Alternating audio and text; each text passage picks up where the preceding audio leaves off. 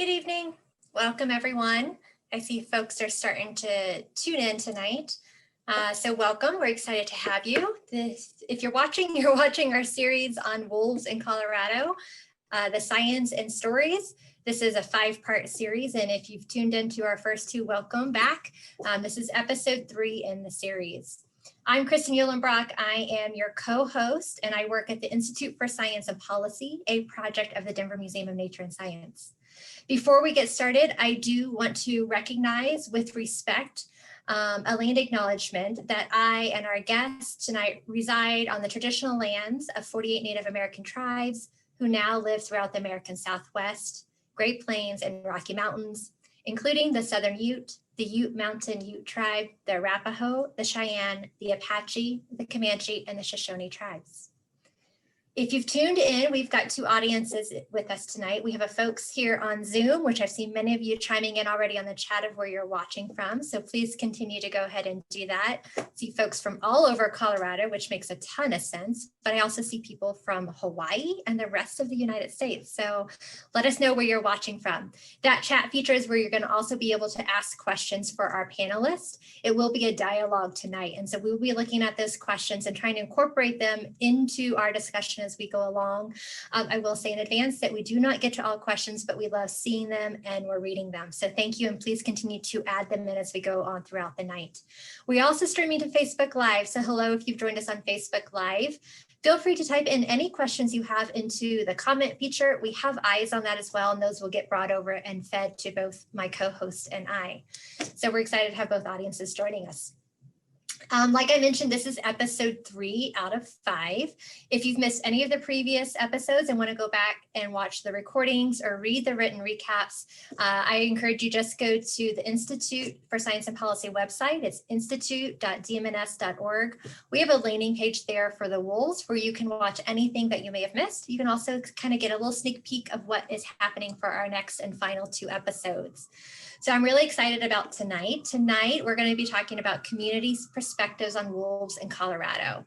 And so for all this entire series, we really are trying to bring the light on a little bit of the science, a little bit of the policy, and a little bit of the values and community and lived experiences of what it means to potentially introduce wolves back into Colorado, considering there is a ballot initiative on our state ballot this year.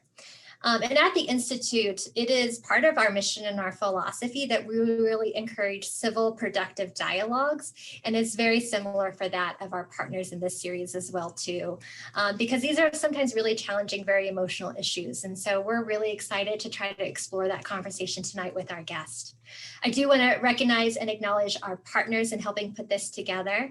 So a huge thank you to our Colorado State University colleagues from the Warner College of Natural Resources, in particular the Center for Collaborative Conservation, the Center for Human and Carnivore Coexistence, and CSU Extension. And so with that, let me bring my co-host into this conversation and dear friend, John Sanderson. Good evening, John. How are you tonight? Thank you, Kristen. I'm doing well, speaking to all of you from Fort Collins, where I'm sitting on the Colorado State University campus. So glad you were all able to join us. And just a little bit about my organization, where Kristen works at the museum at the Institute for Science and Policy. She and I share a similar commitment to bringing science into the public dialogue around challenging social issues.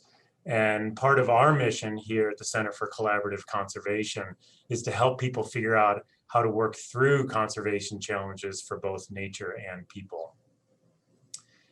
If you've been in either of the previous episodes, you've heard me describe Proposition 114, which is going to be on our ballot in just a few weeks. I'm going to go ahead and describe it again for anyone who hasn't been with us before. Proposition 114 is known as the reintroduction and management of gray wolves. This proposition directs the Colorado Parks and Wildlife Commission to develop a plan to restore and manage gray wolves in Colorado and to take the steps necessary to begin reintroductions of gray wolves on the West Slope by December 31st, 2023. The proposition also requires the Commission to seek public input assist livestock owners with preventing and resolving conflict between wolves and livestock, and compensate livestock owners for loss of livestock caused by wolves. Now, with this whole series, including today, our goal is not to tell you how to vote, but we hope that what you will hear today will help you make an informed decision when you have to decide how you're going to vote on Proposition 114. I feel honored to welcome our guests tonight, and I'm grateful for their willingness to show up for this important public dialogue. Both of them are leaders in their communities, both of them are passionate conservationists, and both are skilled at a rare art, and that is the art of being simultaneously candid about what they believe is important, while at the same time being respectful to others who may not hold their views. Bill Fales, our first guest, is a rancher on Colorado's western slope. Almost 50 years ago, Bill was living on an island in Maine when he decided to heed Horace Greeley's advice and head west. He landed at the base of Mount Sopris, at the Mount Sopris Hereford Ranch, where he met his wife Marge and where they live today. Bill and Marge work together, taking care of their land and livestock, and they stay involved in their community. Welcome, Bill. And Jonathan Proctor is director of the Rockies and Plains program for the Defenders of Wildlife. Jonathan has worked on wildlife and wildland conservation for 30 years in the Rocky Mountains, Great Plains, and Pacific Northwest, helping to restore and conserve some of the region's most imperiled species, including wolves. Jonathan and his team at Defenders are currently working with the Rocky Mountain Wolf Action Fund on Proposition 114 to reintroduce wolves to Colorado, as well as working with landowners to reduce conflicts with wolves and many other species across the region. Welcome, Jonathan. Thank you for inviting me. Glad you could both be here. With that, what we'd like to do is start by giving Bill and Jonathan an opportunity to give their perspectives on why they do or do not support Proposition 114. Bill, can we go ahead and start with you? Sure, be glad to. Thanks, John. Thanks, Kristen. Jonathan, I look forward to talking about wolves with you more as we continuing our conversation. I came to this ranch 48 years ago. It's been in my wife's family since 1924. I love ranching because it keeps me outside always. I'm producing food and I like working on open land. Our small mountain ranch is dependent on public land grazing to make our operation feasible. But what I'm afraid that some people don't realize is that wildlife in return is dependent on our private land for a lot of their habitat needs during the year. Knowing how important these private land ranchers are for Colorado has led me to work hard for land trusts in Colorado and to place every acre we own under a conservation easement. My concern with 114 is that the debate over the reintroduction of wolves has been framed as a choice between restoring the balance or being afraid for the safety of our cattle, our pets, and humans. But that's not the questions I don't think we should be asking. The debate should be, what could we gain bringing wolves back, or what could we lose? What specific biological outcomes are we hoping for? More important, we need to do the science, and it hasn't been done yet. We need that before voting to identify potential problems or positive outcomes. To replace the science with a ballot box initiative, I don't think makes any sense. It's just not the way to do wildlife management. As ranchers, we're facing a lot of challenges today, partly our marketing structure, but climate change, drought, development pressures, and huge, rapidly increasing population. What impact will wolves have on us? Often, and the easy answer is to look at Yellowstone, but Colorado is not Yellowstone, and using it to guide us is like going to the orthopedic surgeon when you have a bad heart. It's not logical. Yellowstone's a huge block of public land, the national park surrounded by millions of acres of Forest Service land. In Colorado, our public land is all intermingled with private land. There's no one solid block. And so that worries me. Ecologically, Yellowstone is mostly conifer forest.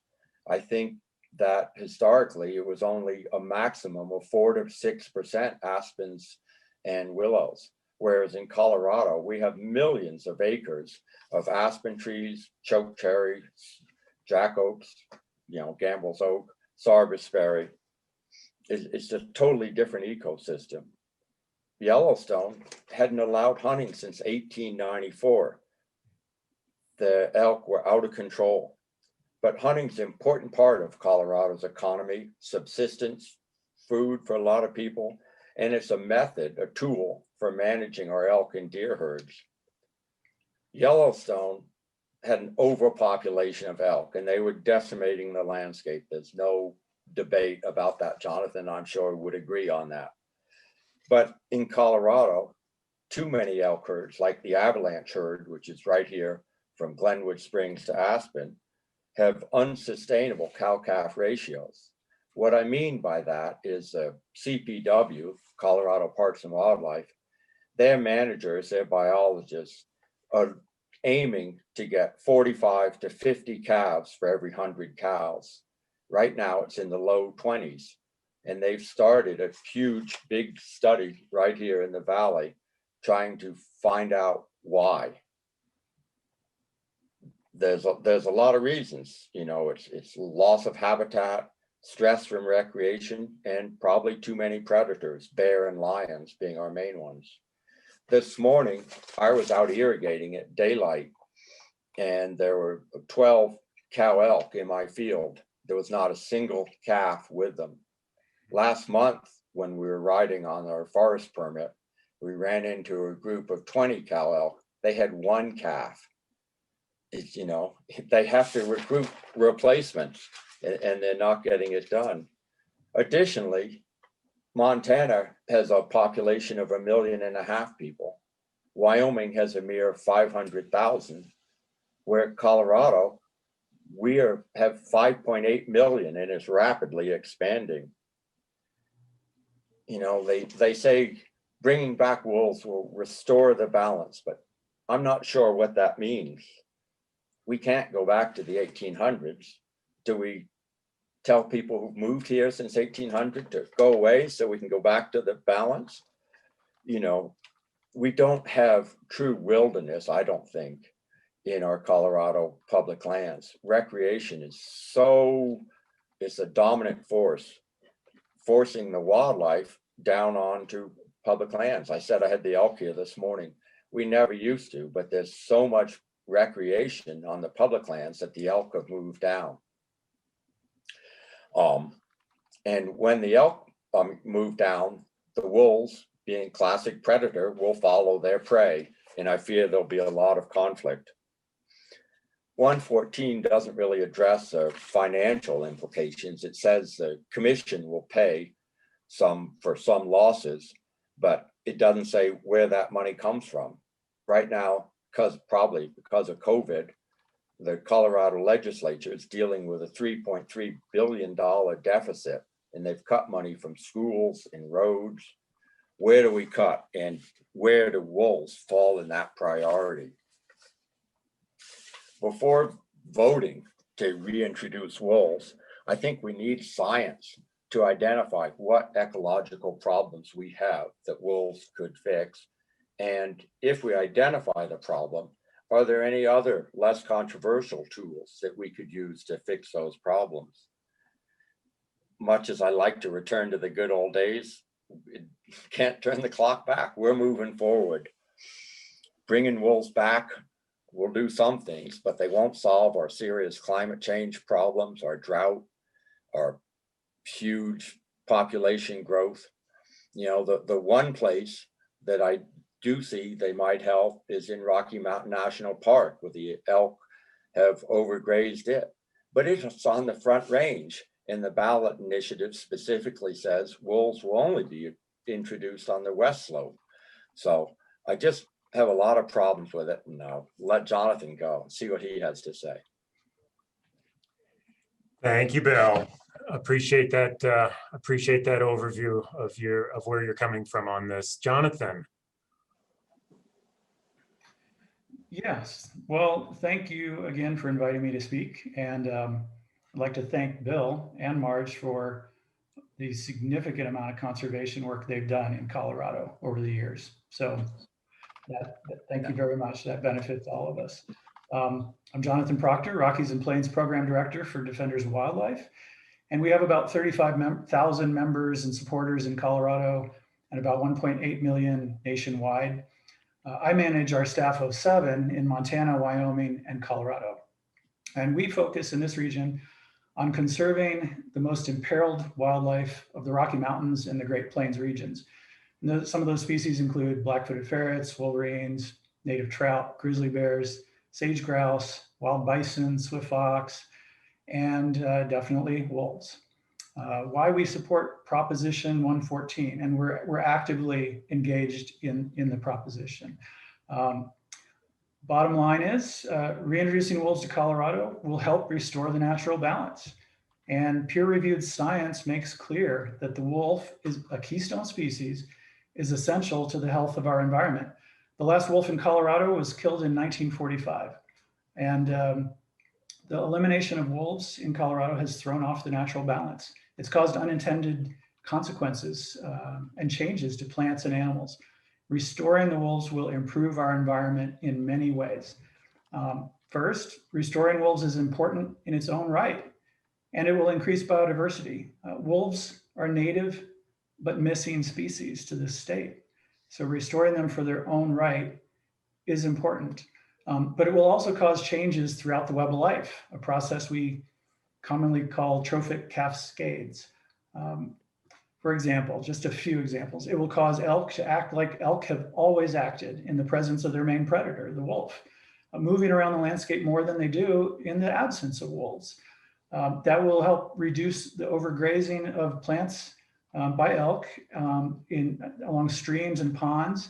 That improves the habitat for songbirds, beaver, amphibians, fish, all sorts of species. Wolves will also reduce coyote populations, which have dramatically increased in the absence of wolves. And fewer coyotes mean more small mammals, which in turn can increase raptors and foxes. And finally, many species feed off of wolf kills from the remains. And there's certainly a whole lot more we don't even know, the benefits of wolves. And now I know, and we've heard, there's skepticism about the level to which these changes will occur. And I agree. It depends on how many wolves and over how long a period of time. But there is no doubt from the scientific community that wolf restoration will in fact cause changes that will trend toward a restored balance. It's just a question of how much, not if. So wolves can be more dense in a longer period of time in some areas, and far less dense or even absent in other areas. And the changes will depend on those different factors. But the bottom line is this: we owe it to current and future generations to restore Colorado's natural balance by bringing back wolves through a responsible science-based plan. And Coloradans have made clear in polling throughout the last 20 years that there is strong bipartisan statewide support for wolves. Many people have tried, including myself, over that time to have this conversation with Colorado's politicians and with the politically appointed Wildlife Commission. We've been shut down every time, over 20 years. So now we're taking the politicians out of the picture and we're asking Colorado voters directly if they would like to reintroduce wolves to our state. And I was asked to add personal reasons why this issue matters to me. So I'll just speak a little bit from a personal perspective. I've been working in wildlife and wildland conservation in the Western US since 1990 when I was fresh out of college. And I got into this line of work for a reason. Our planet is experiencing a biodiversity crisis. In my lifetime, we've seen tremendous loss. In 50 years, we've lost 68% of the Earth's mammals, fish, birds, reptiles, and amphibians. 68% just in 50 years. Humans and our livestock now make up 96% of all mammal biomass on Earth. All wild mammals combined are now just 4%. This is a crisis. But we've also made progress. For example, here in Colorado, much of the wildlife was killed off in the 1800s and early 1900s. Wolves, beaver, bighorn sheep, lynx, massive herds of bison, miles-long prairie dog colonies, even almost all of the elk in Colorado were eliminated.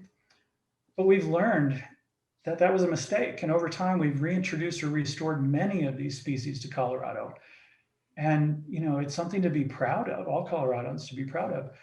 There are still opportunities for restoring biodiversity and the balance we've lost. And it's time to add the gray wolf back.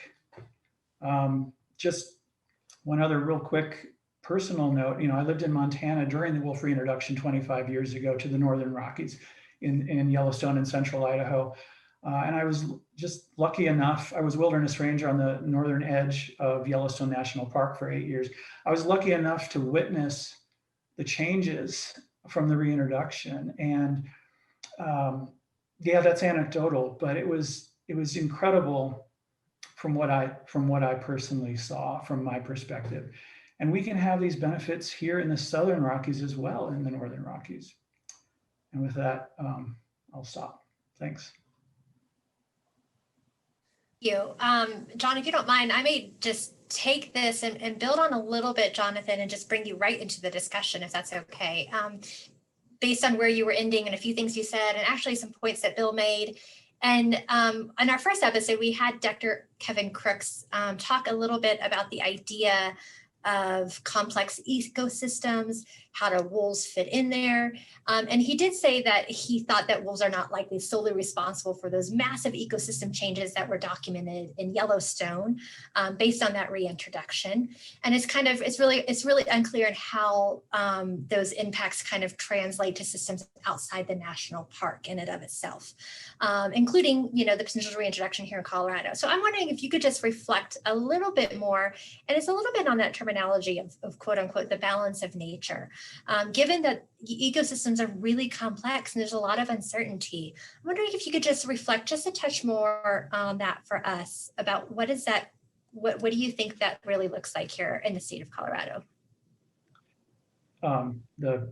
Restoring wolves to Colorado. First of all, scientists are very confident that we can restore wolves to Colorado. It's very easy.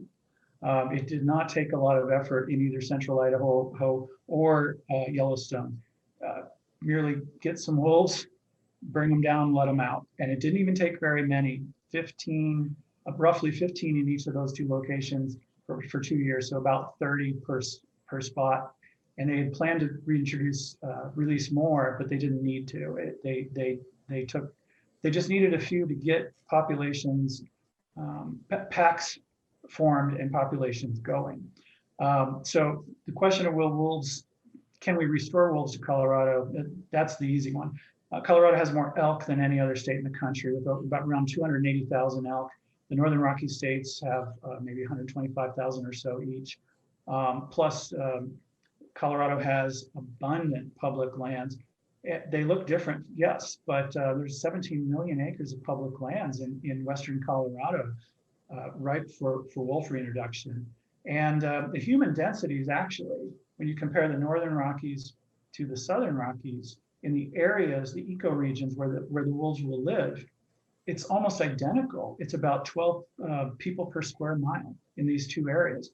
The Southern Rockies is smaller than the Northern Rockies ecoregion, but you know, maybe it's about 2/3 the size or so. But the human density in that area is the same. You know, Boise and the Northern Rockies is on the edge of Spokane, Idaho Falls, you know, those are not in the area where wolves will live, nor is Denver, of course. But in that area, the density is about the same.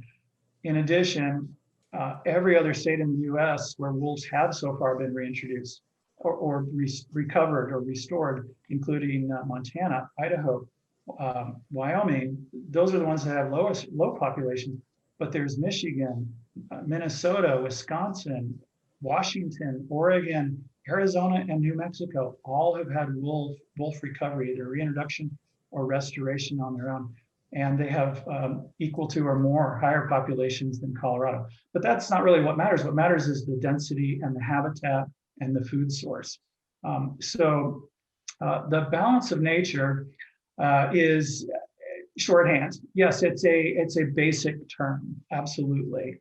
But how else do you explain these very complex interactions? It's impossible in shorthand. So balance of nature is shorthand.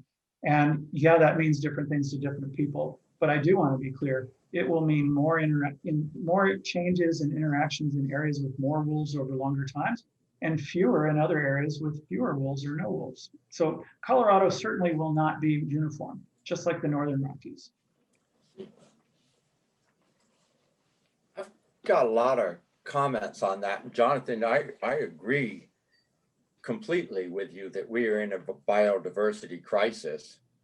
I'm just afraid wolves will make it worse because they'll force the private land ranchers out and you'll lose that incredibly important habitat. The goal, we share the goal, we differ on the tools. You know, you say, and I understand your frustration of working with the Wildlife Commission, but you say we've decided to take the politicians out of the equation and go directly to the voters. My problem is the Wildlife Commission has a huge staff of what was DLW when you started working with them and now DPW, of wildlife biologists, of area managers who are on the ground every day. And you're correct, 4 times the Wildlife Commission has looked at it with advice from their professional biologists, with advice from their wildlife managers. And 4 times they have said it doesn't make sense to bring wolves to Colorado. I don't know how we figure all the different facts, but you say the population density is similar between the Northern Rockies and here in Colorado. But Yellowstone has 40,000 backcountry campers a year. It has 4 million visitors, but most of them pull through the campground. But out in the backcountry, they have 40,000 backcountry visitors a year. Maroon Bell's wilderness, which adjoins our land, is 1/12 the size of Yellowstone. But we have 120,000 day hikers and 27,000 campers. We have a much higher human density. And I think that that will lead to problems. So you're absolutely right. It doesn't take much to reintroduce wolves. They have large litters, their population grows really fast, and that's what scares me. I agree with you, it's simple. But dealing with the problems, I think, is not so simple. You know, a little bit later, I want to kind of dive into this shared value that you have both expressed. And I think there are a few shared values that we'll get into, but I'd love to talk for a few minutes about an issue that is core here that I know you are both familiar with, which is compensation. So when I describe the ballot proposition, it says specifically that livestock owners will be compensated for losses. And so, you know, for Bill, I think one of my questions is, shouldn't that compensation help alleviate some of the economic challenges that you worry about for private landowners? And Jonathan, you have experience with compensation programs, and it seems like they help, but there's still quite a few issues with making them work in a way where they really do alleviate context. Starting with Bill, could you speak a little bit to compensation programs? Yeah, sure. I think the ballot initiative specifically says for losses of livestock. So that there's one problem right off the start from that. If we have a certified kill, they may pay for it. It will not pay, as I understand it, for reduced pregnancy rate in our cows or lower weight gain in all our animals. And we sell by the pound. So when your calves weigh 15 pounds less, that makes a big difference. There's our profit right there. The other problem is watching their first presentation from Kevin Crook and Stuart Breck. You know, they showed a process of the professionals from the wildlife services coming out to confirm if this calf had been killed by a wolf. The pickup was parked about 30 feet from where the calf was killed in their presentation. Our cows are on 50,000 acres of Forest Service permit. Most of it would be illegal to drive to. You can't, most of it is aspen and jack oaks and Sarsbury. You can't see. Oh, the other day I was riding and I think I rode for 10 hours and I doubt there was more than 15 minutes where I could see more than 100 feet around me. So we have two problems there. First is to find the dead animal before the bears do and obliterate the evidence. And the bears come pretty quickly. And second, if we've gone to go do some work on the forest, move some cattle, fix some fence, whatever it is, we have to abandon and lose an entire day because we have to turn around, ride back out for a couple hours, go find, you know, where we can get cell service, call Fish and Wildlife to come take them back in, hope the bears haven't decimated the carcass before we do, and they don't last long with our huge bear population.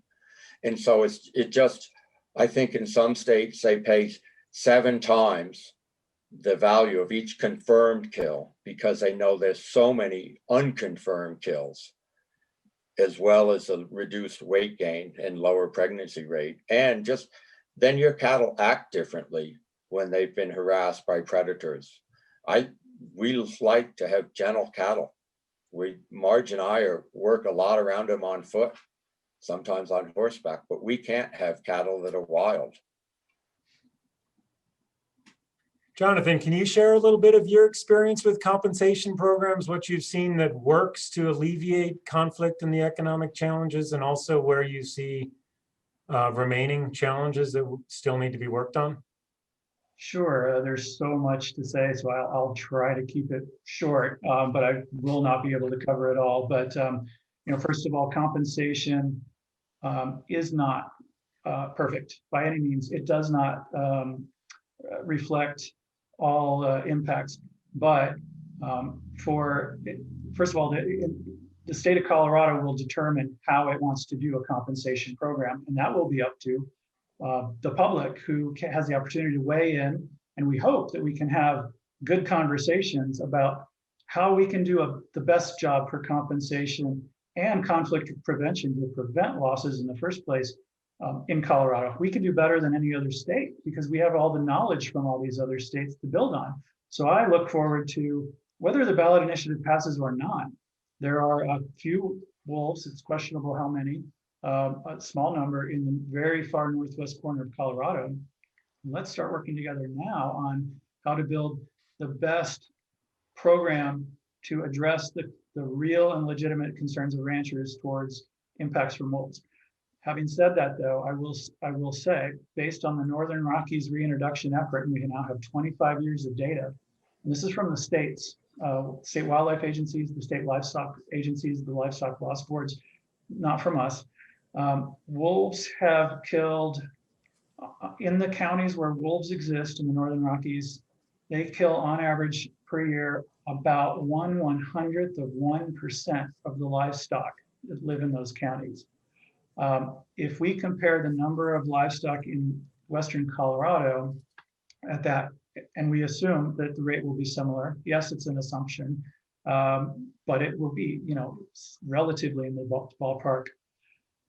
We're talking about, let's see here. Sorry, I had the numbers right in front of me. Now I can't see them. About 40 cattle per year. Yes, it will be very different each year. Some years 0, some years 100.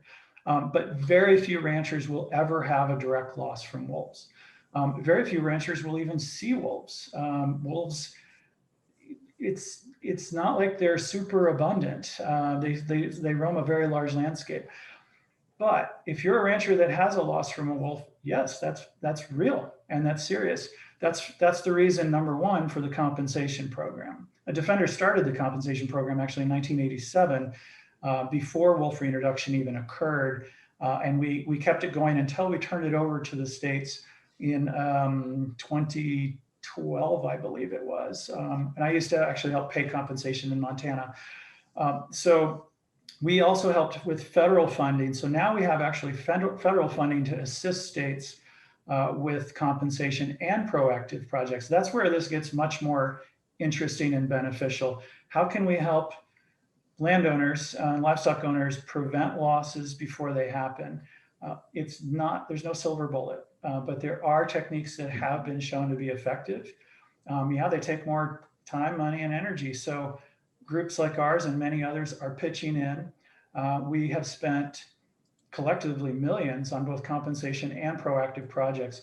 And what I guess I hear, Bill's, I hear what you're saying. Hey, you have remote land and livestock out there, and probably there will be losses that we won't know what they're from, whether they're wolves or black bears or mountain lions or whatever.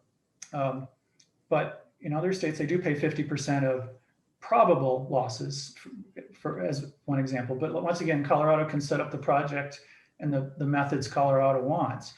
But we work with several ranchers around the West, and personally, I've worked with some ranchers in Montana and Alberta, where I guess I feel uncomfortable saying this because I'm not a rancher, but seeing their operations, visiting with them, and they train other ranchers too.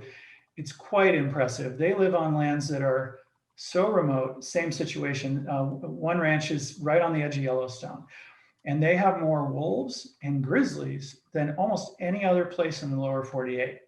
And through years of trying different techniques and different efforts, they have reduced their losses to all causes, not just wolves and not just grizz, but all predators, disease, poison, weeds, all sorts of losses, down to something that I couldn't tell you because I'm not a rancher, but it's extremely low compared to the average.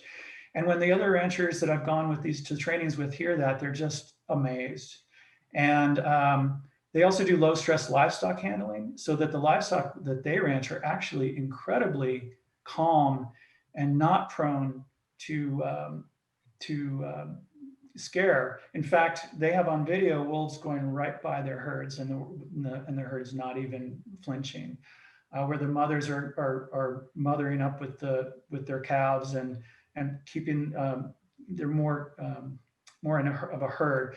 Now, this is all stuff I don't know what I'm talking about, so I'll admit it right there. But it's impressive, and I am hopeful that we can help continue to experiment, explore, and learn ways to reduce losses, not just to wolves, but to the predators we already have in Colorado, because we absolutely do not want to harm the ranchers of Colorado. That is not our goal. Our goal is to help restore biodiversity and wildlife. Let me pivot us a little bit based on what you were talking about there, Jonathan, too, and just take us a little bit maybe to a bigger picture step, because I think we were talking about a lot of numbers there. And I think what's really interesting to this conversation, you both have really long histories and experiences in both of your lines of work. And I'm curious if you both wanted to speak to the wolves issue in the context of potentially long-standing challenges, right, that we see here in the state, whether that's, certain us versus them mentalities between urban versus rural divides, right? Bill was talking about the potential of the increasing population that we already have and is expected to grow in the coming years, right? So there's potentially the, land use conflicts, there's these urban rural divides, some bigger issues that, have been around in the state for a while. And I'm curious how wolves reflects and is part of some of those challenges that we've been experiencing. And I'm open to whoever wants to maybe take that on first.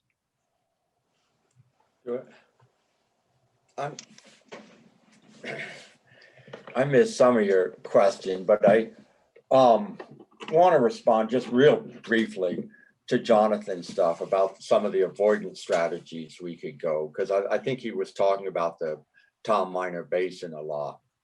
And some of that avoidance strategies, we've talked to those people who do that, is they go out at daylight and gather their cattle off the river bottoms where it's, woody vegetation, where they can hide and where wolves can sneak up on them unseen, and move them out into big open parks. We simply don't have that type of country. We don't have big open parks on our terrain. Also, on the one avoidance strategy that's not available to everybody, but the motts move their pairs away for winter and for calving because they couldn't manage them in winter with the wolves and when they're calving. So they just take their pairs and ship them off to a separate ranch. For a small family ranch, we don't have that option. But that wasn't your question. No, it wasn't, but that's okay. This is your conversation too. Yeah. Yeah, I was trying to take us into a little bit of those bigger picture, some of the divisions that have been longstanding, and then how does, is wolves just a piece of it, right? That is really, this blanket over a lot of other challenges that we face as a state when it comes to both conservation and land use and, potentially different values. I'm curious, where does wolves sit in that perspective for both of you? Is it about something bigger or is it about wolves? I'll go quick and then John. Oh, go ahead, Jonathan. Go ahead. Well, so I often I've been working with the media for a long time on a lot of different issues, and often in the media you get these portrayals that are very black and white, this extreme versus that extreme. And yes, some people are on those extremes. And yes, wolves can mean something far more than just wolves for some people. It can mean, control and authority and the use of public lands, yes, and whether cattle should be on public lands at all or not, and all sorts of things, yes. But I resist trying to portray it that way because everybody's different and everybody has different opinions. And there are some environmentalists that are against restoring wolves, and there are some ranchers that are for restoring wolves. And there are people in the middle with varying thoughts about this issue. The scientists have different thoughts. Land managers have different thoughts. There's a huge range of perspectives on the issue of the wolf and what it means.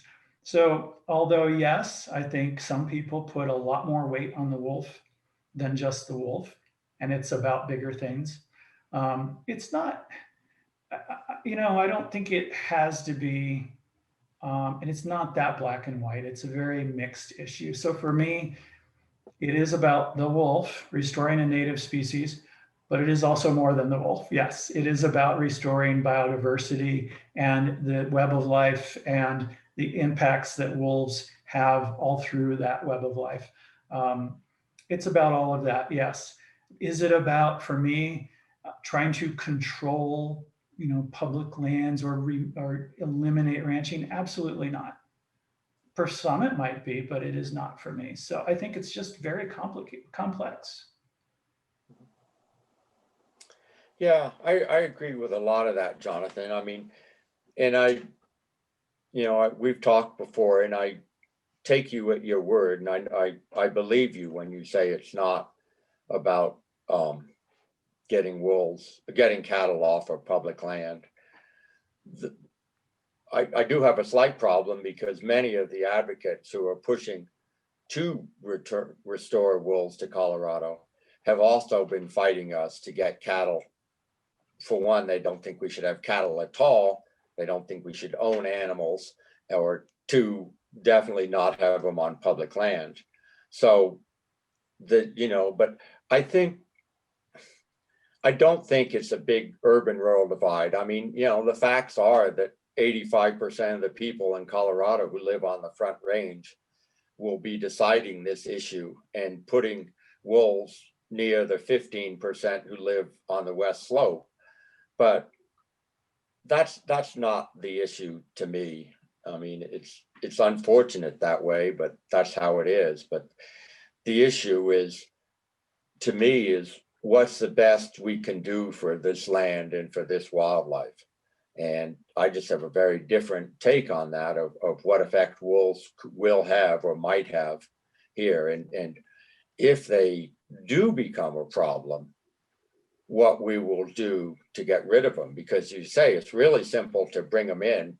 They establish packs and their population grows really fast. I mean, in Montana, 85% of Wyoming, you can shoot a wolf on site 365 days a year. In Montana, you can buy a license for $12. I mean, that's a fraction of what a fishing license costs in Colorado. So, there will be a problem there if we try this, what I'd call an experiment, and we don't like the outcome. What do we do then? So a question that we've seen a few of our audience members ask is about the wolves that are in Colorado already and this proposal to reintroduce them. I know you are both familiar with this question. We heard a little bit about the policy implications of this in our first episode, where the wolves that are here right now are an endangered species under the jurisdiction of the Fish and Wildlife Service. If there's reintroduction done, it will be done by the state as an experimental population with the permission of Fish and Wildlife Service. So there's that going on, but then there's also a difference in the perception of those wolves. And I wonder how you two view that, in that, back in 2004, there was a stakeholder-driven wolf management plan created that actually said if wolves show up on their own, we're okay with that. But the ag community has also been clear up to now that they oppose the reintroduction. So, Bill, I wonder if you can speak a little bit to the agricultural interests and that difference of perception of what happens if they arrive on their own versus if they're reintroduced. And then, Jonathan, I wonder if you could then follow up with, several people have asked in the chat, why do we have to have a reintroduction if, wolf populations grow so quickly on their own and they're arriving anyway? Bill? Yeah, briefly, and I'm not sure I can speak for the ag community. To me, a wolf is a wolf. It doesn't really matter if Jonathan brought it down in his pickup or if it trotted down itself. It's still going to act like a wolf. I don't care. There are definitely kind of legal complications one way or another, but I don't see that as a huge difference. And I think the ag community may have said we are against reintroduction because that is something that you can work politically on to prevent or allow. If they come themselves, that's not something that human actions really influence. I guess for me personally, if they are reintroduced and maim or shred a bunch of my cows, I have someone to blame. Where if they came by themselves, I can only blame a wolf, and that doesn't go very far. Yeah, well, I definitely have heard often that some people who are against wolf reintroduction would accept it more if they did it on their own. I've heard that for years in the Northern Rockies, for example, the anger that the government brought them and you know, rather than they did it themselves. Once again, I think it's overblown by the media that all ranchers think that. Uh, I think some do. I think some environmentalists probably think the same. And then there's a lot of in the middle that it depends. But what I will say is the opposition has done polling and they found that their top messaging to convince people to vote no is, hey, wolves are already here. This is a waste of money and time. We don't need to do this. Vote no. They know that that's what the polling has showed. They also know that it is incredibly unlikely that the few wolves that are here will lead to a permanent population. They know, as well as we do, and the scientists, that the maybe 3, 4, 5, maybe wolves in this group, family group in the very northwest corner of Colorado is highly unlikely to lead to a permanent population because they're related. They are a related group that it's one pack. 3 of them were most likely shot this summer when they crossed back into Wyoming, where 85% of the state is open to unlimited killing of wolves. That pack is literally on the border. They are so close to the border that we're talking a few hundred yards, and they go back and forth. So that pack could be eliminated immediately just by shooting in Wyoming. But even if it's not, we need a pulse of wolves. We need enough wolves so that they can pair up, form packs, have young, and lead to a population. That is virtually impossible because of Wyoming's management. So we've had 25 years. At least 6 wolves have made it that we know of. None have led to a population. As excited as we are about those wolves, and we absolutely want them to stay, the best way we can have them to stay is to reintroduce just a few more to allow for a population. We've only got a few more minutes left here, and I want to pick up on something that I know I've heard, and I'm sure our audience has too, which is, while there are some challenges and disagreements and some nuance, of course, to everything that you both are saying, I've actually have heard a number of commonalities and some common values that you both have spoken to. And so it isn't us versus them, right? There is common ground here. There's common values. There's common things that you both believe in. I'm wondering if you both could speak, not necessarily to those common values, but how you recommend folks work together in the conservation community and the conservation communities that you work, whether that's specifically to wolves or on other issues. So that, you know, what if 114 passes, right? There's going to need to be seats at the table and voices being heard. And I've heard from you earlier, Jonathan, right, about the number of years that you haven't been heard. And, you know, I'm sure both sides can speak to that. So what do we need to continue to find ways where we can work together? Where have you done that well in your life? What do you need here as you think about moving forward?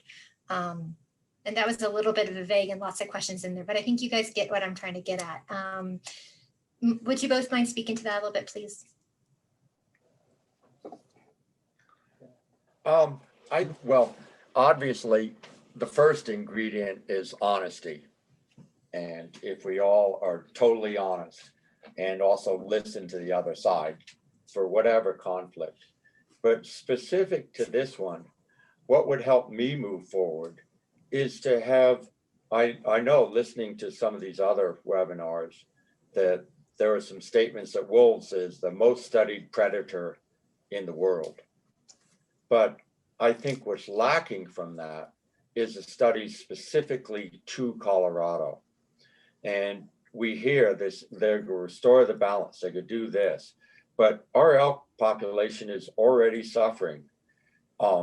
In Jackson Hole, they took the moose population from 3,000 down to 500 when wolves came back in, you know, and CPW is right now introducing moose to the West Slope. They were never here, but they think it would be a good idea, whatever, if that's good or bad. But I think we need to identify where the specific problems are. Where is the problems of elk overgrazing the riparian areas or the aspens?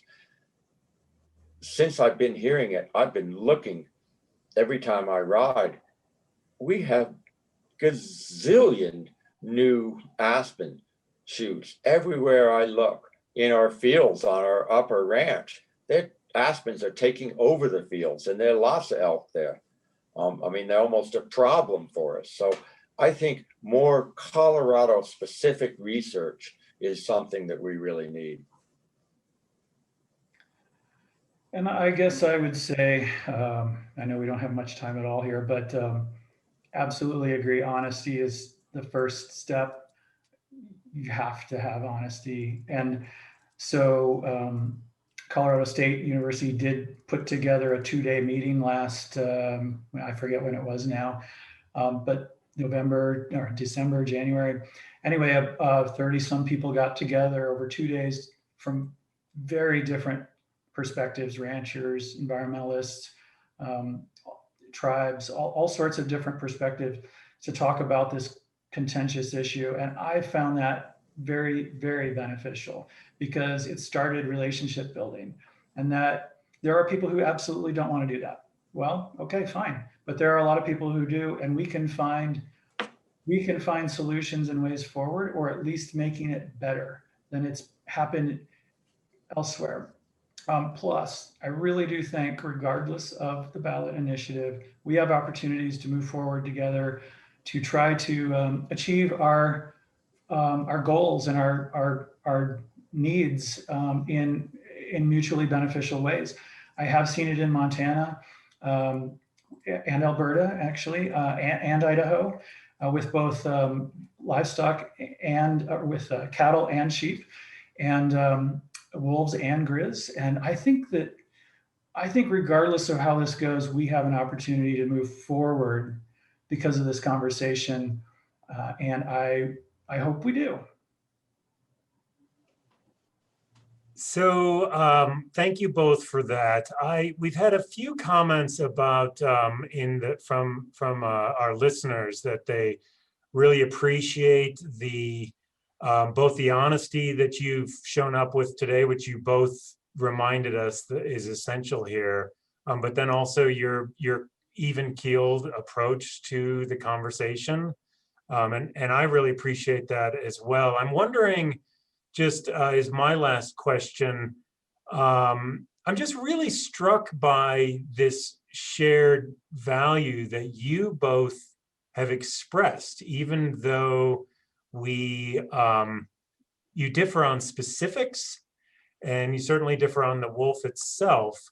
But what I observe about your shared commitment to conservation is consistent with a poll I was looking at recently from, I'm sure you're both familiar with this, it's out of Colorado College. It's a conservation in the West poll. And their 2020 poll asked respondents if they consider themselves a conservationist. And 69% of Coloradans said, yes, I'm a conservationist. I feel confident saying that among our audience members, we have at least as high of a percentage, maybe even higher. If there's one bit of advice that you would offer our listeners about what they can do to keep Colorado as beautiful and as welcoming to nature and wildlife and people as it is, if you could offer one bit of advice, what would that advice be? Well, my facetious one is to move away, but that's not very nice because I would have to too. But I think to educate yourself. I mean, if I look at an ad for an adorable wolf pup and that's all I know, I'd probably vote for 114. And so I would say to educate yourself to all the facets and all the ramifications of what it might mean. And that would be true on most ballot initiatives. I mean, but basically, I don't like ballot initiatives because it doesn't give a chance for debate like Jonathan and I are having, or legislative give and take. It's just one side comes together, puts their wish list on, hires people to stand outside the supermarkets in Denver and get enough signatures to put it on the ballot. But you eliminate any deliberative process. And so I think that almost all issues are better served by a deliberative legislature, if we could have that. And that may be Pollyanna's statement that there is a deliberative legislature, but I don't think ballot initiatives are the way to move forward. Well, that was a huge question. I see we're up at the hour here, so I'll be real quick. There are so many things. There's so many threats to the environment. There's, water diversions, development, all sorts of things, which is why I'm so appreciative to Bill and Marge, and many of us are, for the conservation they've done. I guess, given everything, I would have to actually say vote. And I'm not talking about the ballot initiative. I'm talking about voting for politicians who care about our environment and wildlife, because there are so many issues that we have to face right now. And there are different opinions among politicians. So that's what I would say is vote. I'd second that, Jonathan. It's really critical to vote this fall. Yes, civic engagement. 2 thumbs up from me too. I just want to wrap us up. A huge thanks to our audience. You were engaged, you were wonderful. We appreciate all your comments. And a huge thank you to our panelists tonight. This was such a joy to spend an evening with you and get to know you a little bit. So thank you, Jonathan, and thank you, Bill. Very much appreciate your time, your candidness, and your willing to spend the evening with us talking about this issue, among other things. A huge thank you to John as well, and our partners up at CSU, and helping us put this series together, and all my museum colleagues behind the scenes as well. A huge thank you. As just a quick reminder before we wrap up here, we've got 2 more episodes. So again, Thursdays, 5 p.m. Mountain Time, or wherever you're sitting and tuning in from. Please come back and join us for our final 2 episodes. Next Thursday, we're going to be talking about values and costs of wolves with some economists and some others doing research on this topic. And then our final episode on October 28th is looking a little bit about lived experiences with wolves. So more folks from outside Colorado, not necessarily in here in Colorado, because we don't have necessarily wolves for people to live with currently. So that's kind of where we're going to be taking our last 2 episodes, again, bringing a lot of diverse perspectives to the conversation, so that as you as audience members, you can get as much information as you can. And again, go out and vote. We've dropped some links in here to all the previous recordings. Website, feel free to share that as well. And you can always follow us on social media. You know how that goes. So thank you, everyone. Hope you enjoy your evening, and we'll see you back here on Thursday at 5. Thank you for putting this together. Yeah, thanks. Thank you. Good night. Thank you. Good night.